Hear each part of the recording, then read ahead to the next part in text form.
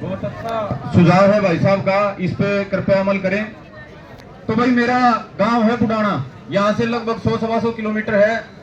और जैसा आपके यहाँ हमारी बेटी बहन मनीषा के साथ घटित हुआ, वैसा ही पिछले नवंबर में हमारे गांव में 2 हत्याएं हुई। एक हमारे बुजुर्ग की जिनकी उम्र 55 साल थी, दूसरी हमारी चाची की, उनकी उम्र भी लगभग 50-55 साल थी। जिस तरीके से मनीषा को मार दिया, इससे भी ज्यादा बेरहमी के साथ हमारी चाची को रेप करके और इससे भी ज्यादा बेरहमी के साथ मार दिया गया। मनीषा की लाश तो कम से कम आपको पूरी मिली थी, हमारी चाची की लाश को भी काट दिया गया था और काट के कुत्तों को खिला दिया गया था। और बड़े तकलीफ के साथ मुझे कहना पड़ रहा है कि सरकारों का काम होता है, अगर कुछ गलत होता है समाज में किसी आदमी के साथ, किसी वर्ग के साथ, किसी गांव के साथ, तो सरकारों का काम है इंसाफ दिलाने का, पुलिस का काम है इंसाफ दिलाने का। लेकिन भाई इंसाफ लेने के लिए हमारे को 96 दिन से भी ज्यादा सड़क पे, जैसे आप बैठे हो पिछले 6-7 दिन से, ऐसे 96 दिन लगातार धरने पे बैठना पड़े, आंदोलन करने पड़े, रोड जाम करने पड़े, कई हजार आदमियों की पंचायत करनी पड़ी। और उतना सब करने के बाद भी आज उस बात को 10वां महीना चालू हो गया है, कल जाके गिरफ्तारी हुई है उसमें जो पेंडिंग गिरफ्तारियां थी। 10 महीने लगातार संघर्ष करने के बाद तो मैं आपके सामने कुछ तकनीकी सुझाव रखना चाहता हूं, क्योंकि भाषण यहाँ बहुत दिए गए हैं, और भी साथी दे लेंगे सरकार के खिलाफ, सरकार के पक्ष में कैसे दबाया जाए, कैसे आंदोलन चलाया जाए।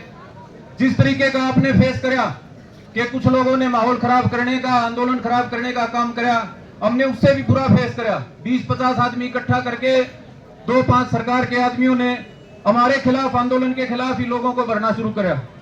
सरकार ने जो बुरे से बुरा कर सकती थी, मुकदमे लगाने का, जो आगे खड़ा है उसको डराने का, वो सारे काम करे। लेकिन 10 महीने के बाद अगर कहीं निष्कर्ष तक बात पहुंची है तो उसमें कुछ बातों का हमने ध्यान रखा। सबसे पहली बात कि भाई ये सरकार इतनी महापुरुषों की, इतनी रामराज वाली सरकार नहीं है कि इसके कहने पर तुरंत भरोसा कर लिया जाए। हमारे भाई रमेश ने कही और आप तमाम साथी इस बात के गवाह हैं कि अगर सीबीआई जांच कह दी तो इसका मतलब ये नहीं कि भगवान राम प्रकट हो गए, जो दोषी थे वो जेल के भीतर चले जाएंगे, फांसी चढ़ जाएंगे। पहली बात तो यह है कि वे सीबीआई जांच किस बात की होगी।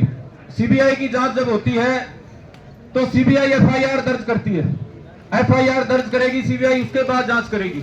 अब पहला सवाल यह है, क्योंकि आपकी सरकार से सीधी बात नहीं हुई, सरकार ने तो घोषणा कर दी कि वे सीबीआई जांच कराएंगे, वो सीबीआई किस बात की जांच करेगी ना तो आपको पता, ना आपने पूछने की जहमत उठाई। यहाँ 2 एंगल दे रखे हैं, 3 एंगल दे रखे हैं, 2 की बजाय भी 2 एंगल आपके सामने है, तीसरा वो नीचे नीचे चला रहे। आप कह रहे हो कि हत्या करी भाई, सरकार की तरफ से यहाँ पुलिस का पक्ष था कि वह आत्महत्या है, तो सीबीआई आत्महत्या का केस दर्ज करके उसकी जांच करेगी या हत्या का केस दर्ज करके उसकी जांच करेगी। पहला सवाल जो आप सरकार से बात करो सीबीआई की एफआईआर के संबंध में, तो जो कमेटी आप बनाओ। एक और मेरे को बड़ा, ये हमारा भोला समाज है, ये इस तरह की तकनीकी बातें नहीं जानता है, और पीछे जो आपने कमेटी बना रखी थी, मैं अपनी बात को थोड़ा, जो मैं कर रहा था उसको थोड़ा अलग बात कहना चाहता हूं। उस कमेटी ने कई ऐसी गलतियां कर दी तकनीकी तौर पे, जिसकी वजह से आज हरियाणा में किसी को किसी बात पे भरोसा नहीं है। उन्होंने स्टेज पे खड़ा होके वो तो जो करया, लेकिन इतनी बड़ी बड़ी बातें कह दी कि वह गला काट दिया, ये कर दिया, वो कर दिया। एफआईआर की रिपोर्ट में ऐसा लिख ही नहीं रखा था जो उन्होंने कहा। हमारे जैसे भाइयों ने एफआईआर रिपोर्ट तो पढ़ नहीं रखी थी। हरियाणा की बहन बेटियों ने उसी बात पे भरोसा करके दिमाग में बड़ी धारणा बना ली कि हमारी बहन बेटी मनीषा के साथ इस तरीके का काम कराया गया होगा। तो यहाँ स्टेज से जो आदमी बोले और आपकी तरफ से विशेष तौर पे बोले, या कमेटी में आपकी तरफ से जाके सरकार के सामने जो पक्ष रखे, उसके पास भाई तकनीकी जानकारी होनी चाहिए, अपने ताली बजवाने के लिए, ये कहलाने के लिए कि फलाने को ज्यादा ज्ञान है, कोई ऐसी बात ना कहे जो तकनीकी तौर पे कहीं टिकती ना हो। तो मैं मेरी बात को दोबारा शुरू करता हूं। सीबीआई के सामने 2-3 एंगल हैं। एक हरियाणा पुलिस ने, बिहानी पुलिस ने दे रखा है, वह इस लड़की ने आत्महत्या करी है। दूसरा हमारा पीड़ित परिवार का पक्ष है कि वह इसकी तो बेरहमी से हत्या करी गई है। तीसरा नीचे नीचे आई थी, मैं आपके माध्यम से कहना चाहता हूं, कल मैंने सोशल मीडिया पे भी कहा, ये अपुष्ट नीचे नीचे चल रहा है कि इसमें ऑनर किलिंग का एंगल भी हो सकता है। ऑनर किलिंग का मतलब इनके परिवार वाले में से भी कोई कर सकता है। ये बात मैं आपको इसलिए कहना चाहता हूं कि ऐसा ना हो सीबीआई एफआईआर दर्ज कर ले और घुमा फिरा के वो परिवार पे लेके बात को छोड़ दे 2-4-6 महीने के बाद। हम जिस लड़ाई के लिए बैठे थे वो लड़ाई अधूरी रह जाए और घर पे आके बात फिर खड़ी हो जाए। तो मेरे तमाम बुजुर्गों, आपकी गांव की कमेटी को इन बातों का ध्यान रखना है। पहली बात, एफआईआर जो सीबीआई दर्ज करे वो हत्या के केस की, हत्या की धाराओं के FIR हो, ना कि ऐसे गोल मटोल गुमशुदा की FIR हो। अगर हत्या के मुकदमा दर्ज होगा तो कम से कम पहली शुरुआत सही होगी। दूसरी बात, हत्या की FIR दर्ज करे तो हत्या के कारणों पे बात होती है। यहाँ भी इस तरह की बातें चल रही हैं। मैं भी कई देर से आया बैठा था पीछे मंदिर में, भाइयों की सुन रहा था। फोन भी कल परसों से लगातार आ रहे कि वह हमारे इलाके में एक मानव तस्करी का, अंगों का जो तस्करी होती है, जिसको किडनी को, लीवर को, इनको बेचा जाता है महंगे दामों पे। हमारी चाची अभी कह के गई है, बोला इस तरह का हमारे को मामला नजर आता है। और उसमें पड़ोस में कोई कॉलेज को राजनेता का नाम बार बार लिया जा रहा है। तो वे CBI के सामने अपनी जब बात रखो तो मजबूती से उस राजनेता का नाम और बकायदा लिखो, हमारी बेटी को इस वजह से मारा गया, हो सकता है, हमारे को शक है इस बात का। आप जितने भी जो पहलू हैं जो तकनीकी, मंगल मोथा भाई अगर बात को ढीला छोड़ दोगे, गुमशुदा बना के छोड़ दोगे, CBI में आज आपको कह रहा हूं, हमने 2-3 तरह की जांचें कराई। हमारा जो ये इतना लंबा मामला चला, पहले जिला पुलिस हांसी ने जांच करी, फिर उनकी SIT बनी हांसी पुलिस की, उसके बाद हमने SIT बनाई IPS और कईयों के नेतृत्व में। चौथी बार हमारी जांच चल रही है स्टेट क्राइम ब्रांच से। हर बार हमारे को ये चीजें देखनी पड़ी कि अपने आप कोई कुछ नहीं करता भाई। आप जो तथ्य रखोगे, जो बात आप रखोगे, उसी बात को संज्ञान में लेके उसी एंगल से जांच होगी। तो ये जो एंगल हमारी चाची ने दिया, ये इसका नहीं है। यहाँ तमाम हमारी बहनें बैठी हैं, हमारे बुजुर्ग हैं, नौजवान भाई हैं, सभी के भीतर की ये बात है कि बोला भाई इस कॉलेज में, आसपास के इलाके में हर 6-8 महीने में कोई न कोई बेटी 18, 20, 22, 25 साल की, उसके साथ इस तरह का काम होता है और बाद में कोई एक्सीडेंट दिखा दिया जाता है।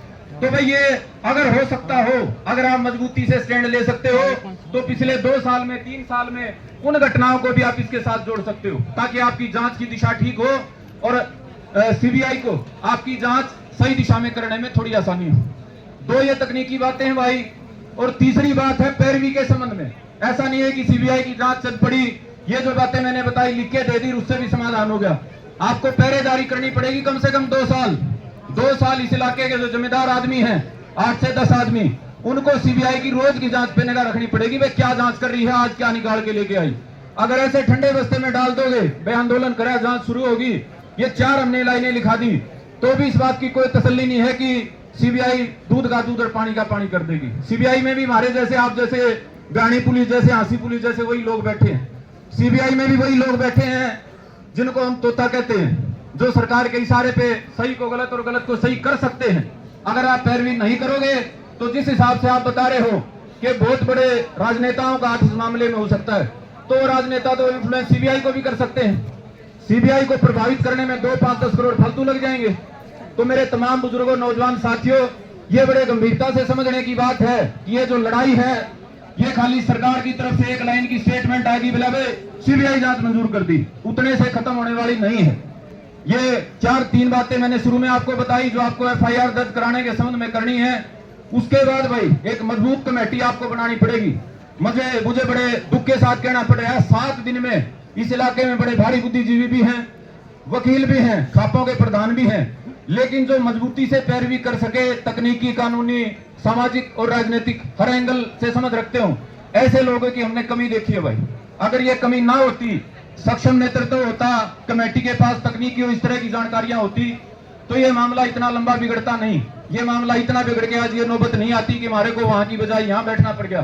तो मैं आपसे अनुरोध करता हूँ इस इलाके की सरदारी से, भाई जिसका घर बीतती है ना, उसको समझ में नहीं आती, उसके दर्द होता है, उसको तो कान में बात कह देता है, वही सच्ची लगती है।